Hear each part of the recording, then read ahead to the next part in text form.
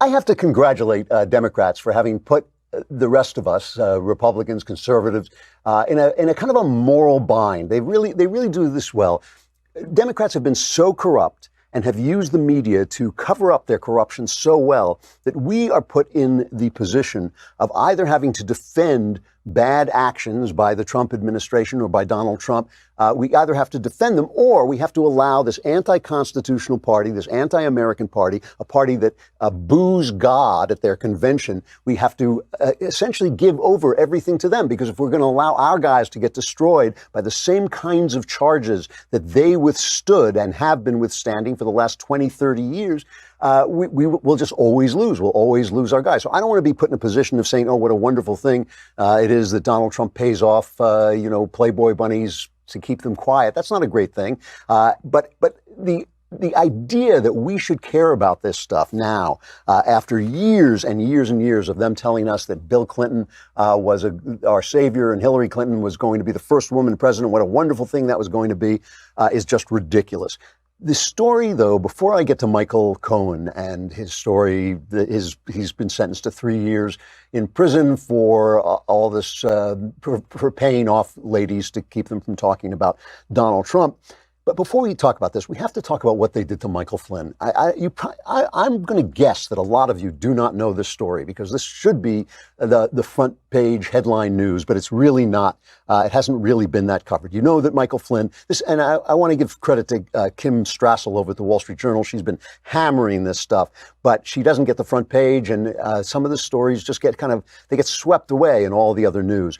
Michael Flynn, he pled guilty to lying to the FBI over a conversation he had with the Russian ambassador. The conversation was completely legal. In fact, it was his responsibility to have the conversation as part of Trump's staff.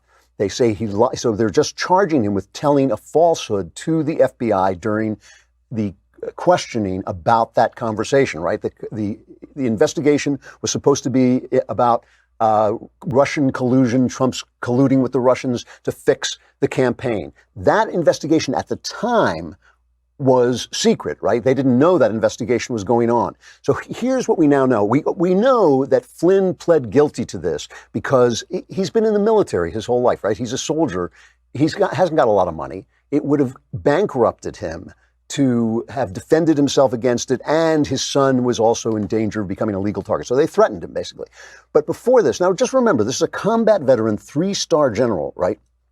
So they bring this before the federal judge Emmett Sullivan, and he's pleading, and the government is saying he shouldn't get any jail time, and he's pleading for that. And Sullivan, who everybody is thinking he's just going to make a decision right away, he says, hold on just a minute. What is going on here? He issued something called a Brady order.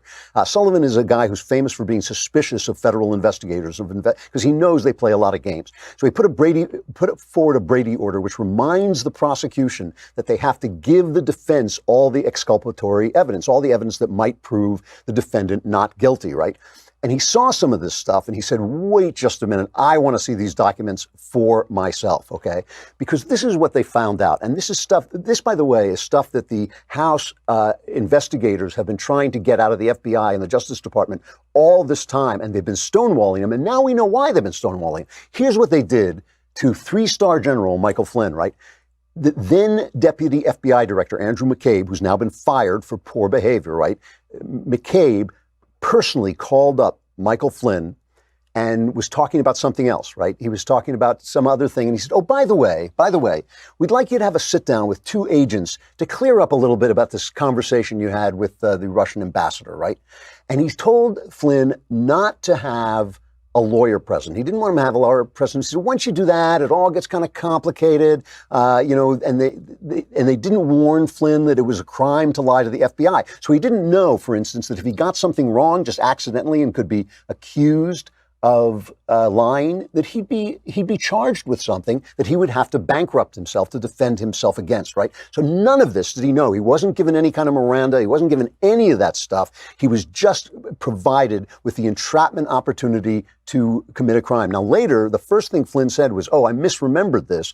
And of course, you're talking to a 3-star general. Why wouldn't you believe him? But they didn't have to believe him because they knew they could pressure him and get him to crack and get him to plead guilty, right? This is James Comey is bragging about this. Former FBI Director James Comey. One of the agents, by the way, I should also mention, who went over to talk to him was Peter Strzok, the guy we all remember was sending texts to his lovers about how he had to have a plan to get rid of Donald Trump if he got elected. So all of this stuff, I mean, this is real dirty cop stuff. And they're saying, well, we wanted Flynn relaxed and unguarded, so we didn't want to give him the standard warnings about how you might commit a crime. Comey is bragging about this on MSNBC. Listen to this. You look at this White House now, and it's hard to imagine 2 FBI agents ending up in the sit room. How did that happen? I sent them.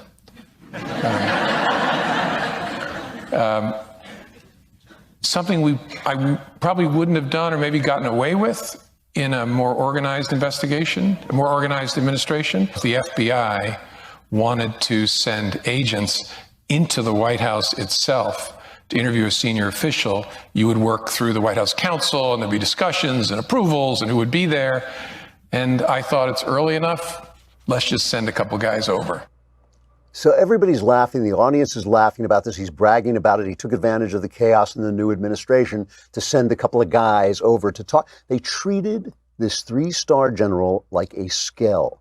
They treated him like they treat suspects in NYPD Blue. You know, I mean, remember the old cop show where they would bring guys in and they'd lie to them about, oh, yeah, you don't need a lawyer. Once you get a lawyer, it gets complicated. This is just me and you talking. That is one thing if you're talking to somebody who may have just killed somebody or something like this. But you're talking to a combat veteran, 3-star general who may have made a mistake in talking. You know, remember, it was a legal conversation he had with the Russian ambassador. It was part of his job. He had no reason to think he was in legal jeopardy. And they just pulled this trick on him and they nailed him. It's dirty cop stuff. It would be ugly if they did it to a killer.